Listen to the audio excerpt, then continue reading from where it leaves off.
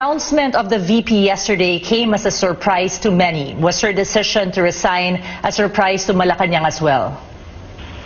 It was a surprise to me because I didn't know that what was happening behind the scenes.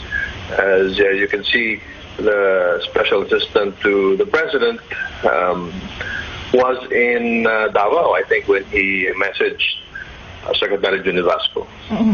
Has the formal letter of resignation already been received? I have not seen any formal letter of resignation, but what I saw was the tweet of the spokesperson of the Vice President. Right, okay. And how has the President reacted to this, and will he accept the resignation?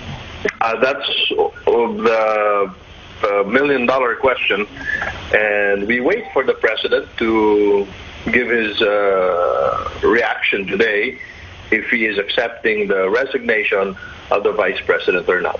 There has been mention of irreconcilable differences supposedly coming from President Duterte. Did he really say this, and how would you describe their working relations?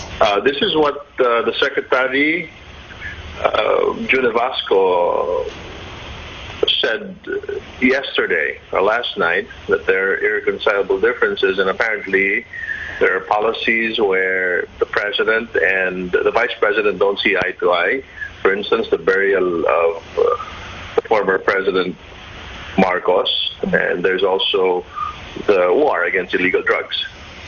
Okay, now Secretary, just to correct me if I'm wrong, okay, but okay, Vice President Leni Robredo received the text message telling her to refrain from attending any more cabinet meetings. Now, isn't this the same somewhat as firing her, or at least leading to that?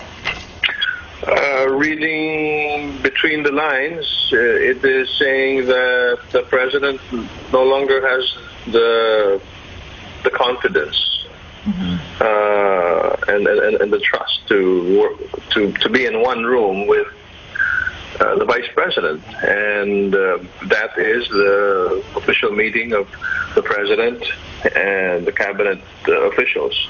So that's the cabinet meeting. Would you know when the last time the President and the Vice President actually had a conversation? Oh, I think it was the last cabinet meeting. I'm sorry, I'm not with the President all the time, so yeah. I wouldn't know if they've had a conversation on the phone. But the last time that I saw the President and the Vice President and the rest of the cabinet members together, that was during the last cabinet meeting.